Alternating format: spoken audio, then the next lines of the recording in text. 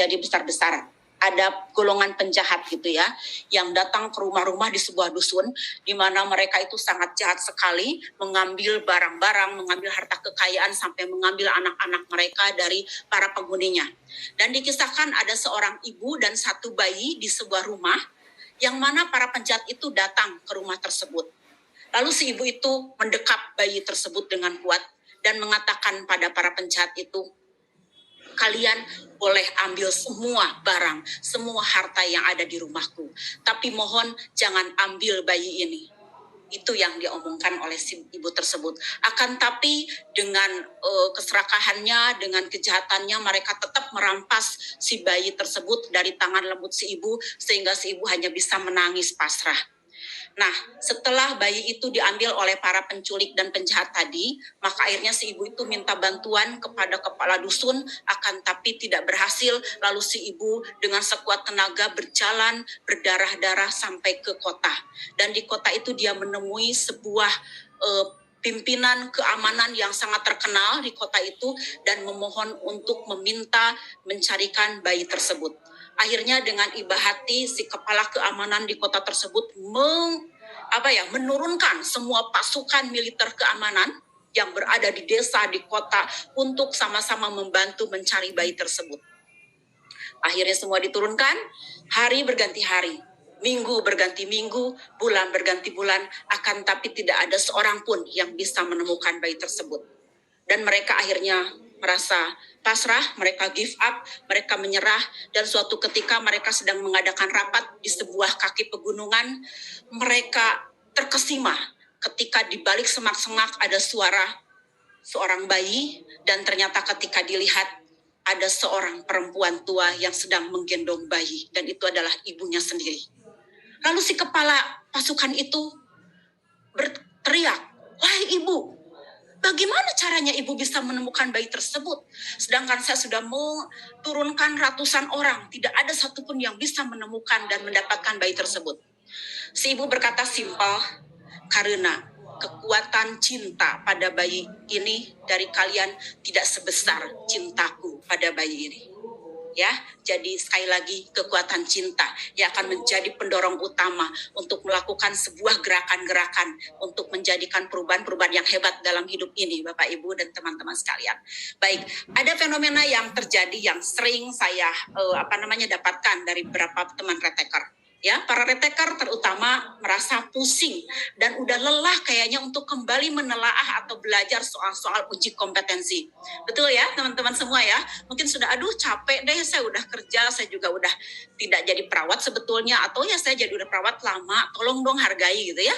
Ada juga yang, aduh kita udah lelah, udah burn out, udah capek, mendingan nikmatin tidur lah, ngapain belajar uji kom, sudahlah kita cari joki saja, kita cari yang bisa bantu kita aja. Nah, itu ada hal-hal yang memang selentingan ya terdengar oleh kami ya. Lalu rasanya aku sudah gak sanggup lagi untuk mengulang terus uji kompetensi. Ada yang pernah chat ke saya, "Bu Nenden, tolonglah saya udah 15 kali ikut uji kom, gak lulus-lulus Bu. Mohonlah bantu saya, luluskan saya." Itu juga yang pernah terdengar teriakan-teriakan dari para reteker yang saya alami. Masa nggak ngerti sih, kita tuh perawat, kita tuh sibuk, kok harus uji kom lagi seperti anak-anak muda, seperti para mahasiswa. Tolonglah ngerti, hai DPP, hai DPW gitu ya. Itu juga yang sering terdengar. Kita sudah banyak berjuang dan berkorban di masa pandemi. Kenapa sih nggak diputihkan saja? Kenapa sih tidak dikasih aja STR dengan percuma? Toh pengorbanan kita sampai banting tulang, sampai betul-betul nyawa taruhannya, masa tidak dihargai? Itu juga yang sering kita dengar dari para perawat ya. Lalu ada juga yang, kemana harus kutaruh mukaku saat orang-orang tahu ketika aku itu ternyata belum punya STR. Aku tuh sekarang diancam dipecat dari rumah sakit, dari perusahaan karena belum punya STR. Nah teman-teman, disinilah perlu yang namanya resiliensi. Apa itu resiliensi? Kalau ingin mudahnya mungkin resiliensi itu semacam daya tangguh, daya tahan, daya banting, daya lenting, daya lentur yang betul-betul menguatkan kita dalam kondisi apapun. Di sini saya perlihatkan seperti sebuah pohon, ya. Pohon itu sendirian, di sebuah tanah yang sangat gersang ya, tapi dia bertahan dalam kesendiriannya walaupun badai dan dan angin topan betul-betul mencoba menghantamnya. Nah, itulah kita. Itulah hidup yang memang harus kita jalani ya. Ada perih, ada luka gitu ya. Ada kadang kita terinjak, ada kadang kita terfitnah, ada kadang kita betul-betul terhina, tercaci, termaki. Mungkin ada kalanya ketika kita diketawakan karena belum punya STR, diketawakan orang, dihina orang karena kita belum lulus hukum. Itu yang perlu betul-betul mental kita dikuatkan, teman-teman. Karena saya yakin dalam dunia ini tidak ada satupun orang yang bodoh gitu ya. Anda adalah jenius tetapi di bidang-bidang tertentu. So, believe in yourself. Percaya pada kekuatan dirimu sendiri. Percaya pada Tuhanmu. Percaya bahwa Allah akan bantumu ketika kamu betul-betul serius dalam menekuni sesuatu.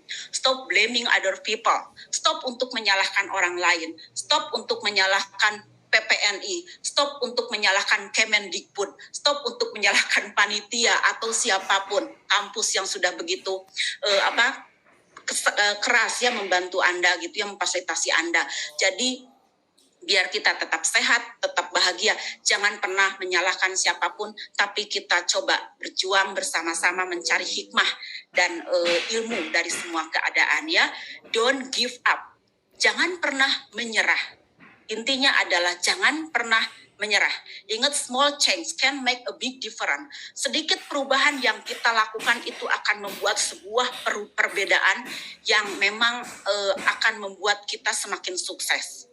Dari pola pikir, ingat, akan berubah menjadi sikap. Dari sikap akan berubah menjadi perilaku. Dari perilaku akan berubah menjadi kebiasaan. Dan dari kebiasaan itulah yang akan merubah takdir kita. Di teman-teman, jangan abaikan untuk betul-betul merubah pola pikir itu untuk menjadi terus positif dan terus baik ya. If you can dream it, you can do it. Saya sangat suka sekali dengan pepatah yang mengatakan, ketika engkau bercita-cita, bercita-citalah setinggi langit. Dan ketika engkau jatuh, maka engkau akan terjatuh di antara para bintang. Intinya, Anda harus katakan setiap pagi setelah sholat subuh, mungkin bagi muslim, Anda bercermin di dalam kaca, lakukan afirmasi. Aku pasti bisa. Aku pasti bisa. Ya, bisa tidak bisa, aku harus bisa. Itu lakukan setiap hari ya. Lakukan kebiasaan baik walau itu kebaikan yang kecil, istiqomahlah. Karena sehari selembar benang lama-lama akan menjadi selembar kain. Itu coba. IT dibantu untuk di-mute ya. Lalu tularkan ceria dan semangatmu teman-teman. Jangan sampai di WhatsApp, status, di medsos manapun Anda perlihatkan, Anda komplain, Anda menggerutu, Anda kecewa. Itu tidak baik dan itu tidak dianjurkan. Ya, saya sampai dibilang oleh suami, Nenden, pokoknya sekecil apapun kesedihanmu, jangan sampai orang lain tahu. Jangan sampai semut pun tahu kalau bisa gitu ya. Itu yang kadang saya pertahankan keceriaan saya demi keluarga saya, demi anak-anak saya. Saya harus tetap kelihatan ceria, saya tetap harus kelihatan bahagia. Walaupun tetap kesedihan, tantangan itu selalu ada. Tapi kita tularkan ceria dan semangat pada teman-teman kita ya. Ingat ya, jangan malu terlihat bodoh, kata Albert Einstein. Tapi malulah saat kita pura-pura pintar. Ya, lalu ini yang sangat suka sekali dengan motivasi ini, setiap orang adalah jenius. Ingat teman-teman, camkan itu, setiap orang adalah jenius. Tapi jika kamu menilai seekor ikan dari kemampuannya memanjat pohon, maka seumur hidupnya dia akan percaya kalau dia itu bodoh. Tentunya orang yang di pelosok sana, Papua sana gitu ya, kalau dibandingkan dengan orang Jakarta, pasti kalah dalam segi tulis-menulis, dalam segi IT. Akan tetapi ketika orang Jakarta tersebut disuruh mencari memanjat tebing gitu ya, memanjat pohon kelapa, mungkin akan kalah telak oleh si yang orang pelosok tersebut. Jadi segala sesuatu itu pasti ada packnya gitu ya, pasti ada bidangnya gitu. Tidak semua orang bisa juara pada hal-hal tertentu gitu ya. Seperti Madonna misalkan, kalau Madonna disuruh sepak bola pasti kalah ya, tapi Ronaldo disuruh nyanyi pasti kalah. Nah, itu ada bidang-bidang tertentu yang harus kita seriuskan dan kita akan jenius di bidangnya. Bill Gates, orang yang paling kaya sedunia, pernah mengatakan, I fail in some subject in exam, but my friend passed in all. No, he is an engineer in Microsoft and I am the owner of Microsoft.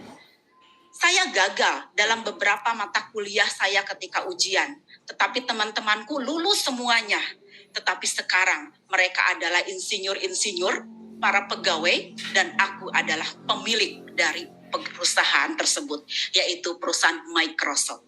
Oke, teman-teman ya.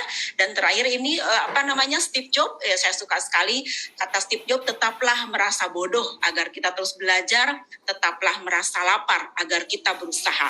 Yang saya pelajari dari Steve Jobs itu kalau melakukan presentasi itu dia melakukan 90 jam. 30 jam untuk mencari data, untuk mencari materi, 30 jamnya untuk membuat PPT, PowerPoint seindah mungkin, sebagus mungkin, 30 jamnya dia belajar untuk menyampaikan dengan baik, belajar untuk mempresentasikan dengan baik ya. Ini Jack Ma, bila kamu tidak menyerah, kamu masih punya kesempatan. Tetapi jika kamu menyerah, semuanya akan berakhir. So, you don't think what you are, but you are what you think. Kamu janganlah berpikir kamu itu siapa, tapi kamu adalah apa yang kamu pikirkan. Only you can control your future. Kamu adalah orang yang bisa mengontrol masa depanmu. Don't let anyone or situation dictate who you are. Jangan sampai ada orang lain atau kondisi apapun yang mendikte kamu itu siapa. Kamu adalah apa yang kamu pikirkan. Ya, ini slide kedua terakhir. Warnai dunia dengan warnamu. Saya yakin Anda punya potensi bagus di bidangnya, maka Anda harus jadi salah satu warna dari duniamu. Mungkin Anda warna ungu, warna merah, warna kuning, tapi saya yakin dunia ini akan cantik dengan warnamu sendiri. Maka bermaknalah, galilah potensimu. Terakhir dari saya, you are amazing. Kamu adalah orang yang hebat. Saya yakin, mari kita sama-sama berjuang untuk kesuksesan para reteker ini. Oke, thanks for all. Assalamualaikum warahmatullahi wabarakatuh. Waalaikumsalam. Semangat Bu Nenden. Semangat Pak. Ya. Kasih Bu Nenden. Kita akan ke pembicara kedua di sesi 2 ini.